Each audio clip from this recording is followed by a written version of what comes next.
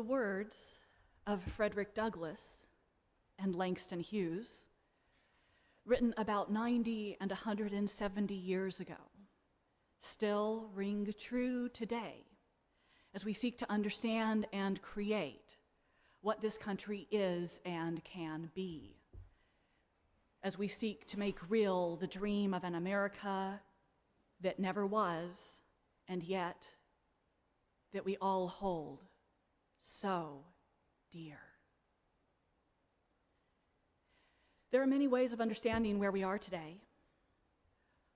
One thing that many of us are reckoning with is that, as many scholars of democracy and politics have noted, in our democracy, many of the protections against tyranny, authority, autocracy, and white Christian nationalism are as much protections of custom and good behavior as they are written explicitly in our laws.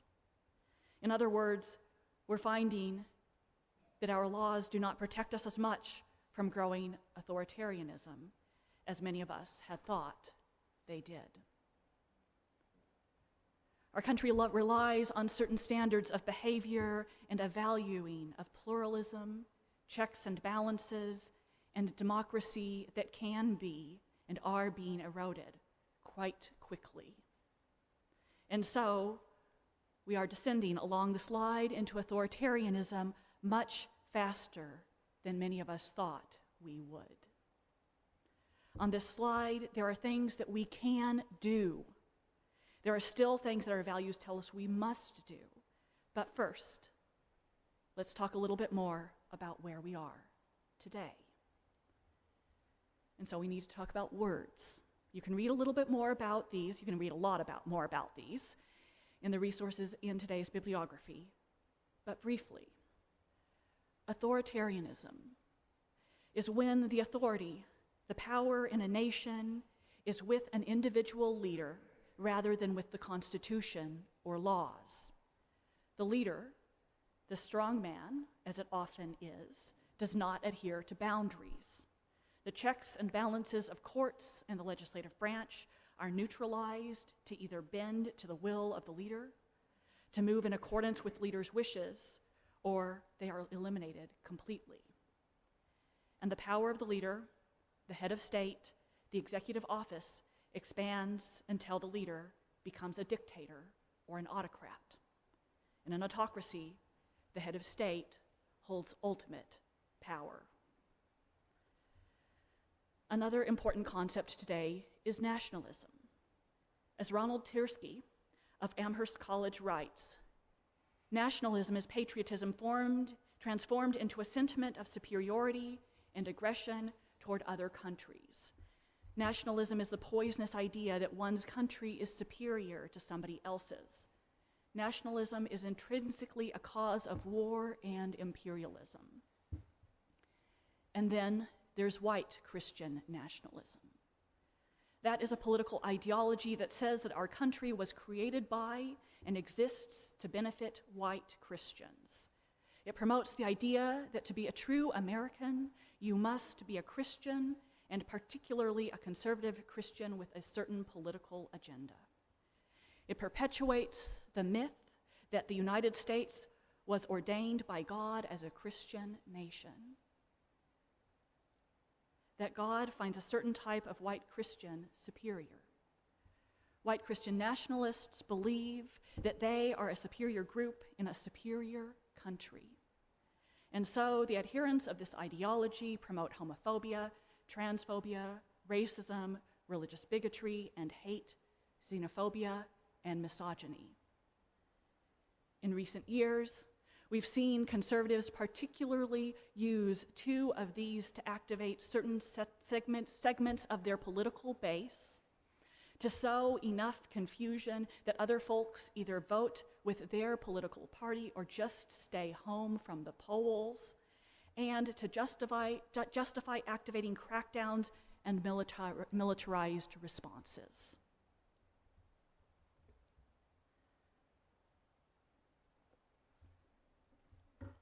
The first one of these is transphobia. As many scholars have noted, It is no accident that the percentage of Jews in Germany in 1933 is about the same as the percentage of trans adults in the US today. That is a little less than 1% of the overall population. Let me repeat that. Trans adults are a little less than 1% of our population. It's easy to imagine that that figure is much, much bigger than it is, both because we are in a UU congregation that, even though we still have a lot of work to do on inclusion and radical welcome, is much more welcoming than our culture at large. And it is also easy to imagine that that figure is bigger than it is because of a concerted campaign by the Heritage Foundation and other conservative groups to weaponize transgender issues and transphobia. As Amara Jones, who gave the Ware Lecture at our recent General Assembly of Unitarian Universalist congregations, explained in great detail, there has been a concerted campaign to use gender and specifically ignorance and fear of transgender people to divide us for about the last 10 years. The Heritage Foundation found that transphobia was an issue that, particularly due to the small numbers of trans people and lack of regular close contact with trans people in our larger society, as well as underlying prejudice, could be inflamed to gain political power. It's a terrible story, an evil one where some people are intentionally dehumanizing others and intentionally creating dangerous situations and discriminatory and oppressive laws for their own gain.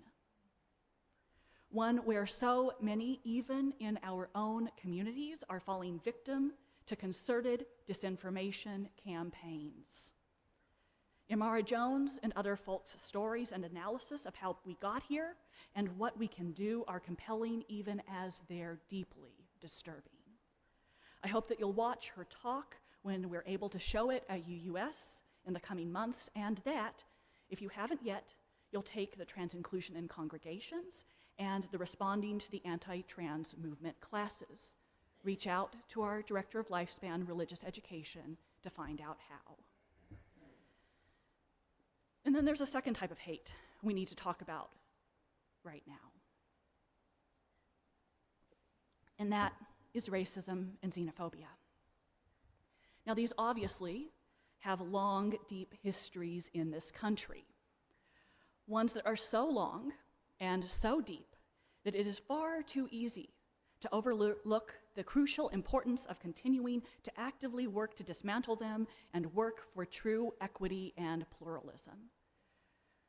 We see racism in how easy it has been for legislatures and school boards, and now the executive branch of our national government, to rewrite what history can be taught and even spoken in our schools and even our national parks and museums. The racism and xenophobia that have shaped this country from the beginning, our laws, our policies, our basic structures, created the conditions where Congress just adopted and the president passed. The president signed a budget where more harmful impacts will fall more heavily on people who are Black, brown, indigenous, who are at risk of deportation, who are poor, who are disabled, and who are trans. At our state level, they have created conditions where we are doing very similar things in Iowa. And they create conditions where the ongoing terrors of over-policing and racist responses in Black, brown, and indigenous communities almost disappears from the popular awareness. Where it is far too easy to mobilize militarized police responses to protests against racism, and where people both with and without immigration papers are being rounded up, put into inhumane conditions, and deported to countries where they may not have ties. These are all not simply evils, but are part of a path that is leading us further into authoritarianism. So what do we do? Do we succumb to complacency? Do we trust to whatever privileges some of us have to protect us? I hope that despite the stunned silence, the answer is no, right? Okay, good. My time today is growing very short, so I'm going to talk more about how we meet this moment next week in part 2 of this short sermon series. But I know that I can't leave you right now or myself without something. Yes, don't worry. So I want to highlight a few specific things that scholars on authoritarianism have lifted up as crucial in these times. The first is voting. It is absolutely crucial that we protect access to voting, that we vote, and that we help others vote. That last one becomes more and more important in states like Iowa, where we are trying to limit access to the vote.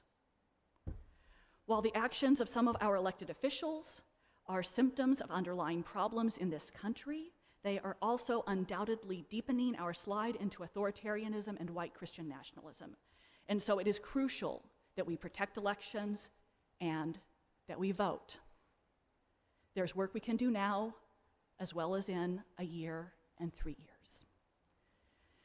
The next thing is talking about what's happening and helping ourselves and others maintain a sense of what normal political discourse and action looks like in a healthy, pluralistic democracy.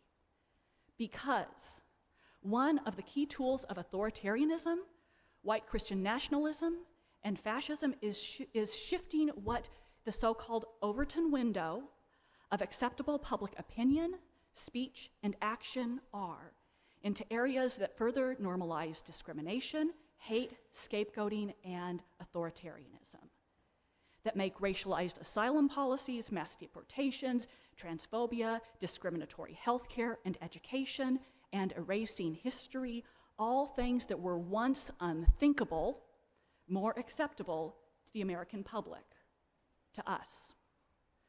We need to help ourselves and each other remember the compassion, the humanity, the inherent worth and dignity of every person, and live compassion. We need to help ourselves and each other remember what normal checks and balances on power look like and how the norms of 200 years are quickly eroding. We need to talk about what corruption looks like. We need to remember that while some things look like they're adhering to the letter of the law, they're actually fundamentally at odds with the spirit of transparency, accountability, and popular representation. And we need to work together to create trust in how healthy democracies function. Third, we need to create coalitions. So just to recap, 1, vote, the vote, protect the vote. 2, work on normalizing what's normal and not letting that shift. 3, create coalitions. We need to mobilize ourselves as part of a network of congregations and other groups that are committed to interdependence, pluralism, equity, and compassion. We know that we are stronger together, so we need to build on that. As we do that, we need to remember that joy and rest and spiritual practices and sustenance are also part of resistance. We are a long-haul people, and we are here to do long-haul work. And so we must cultivate joy, celebration, appreciation, rest, and other spiritual practices that nourish our bodies, minds, hearts, and spirits. But more about that next week. We're going to get there, folks. We're going to get there.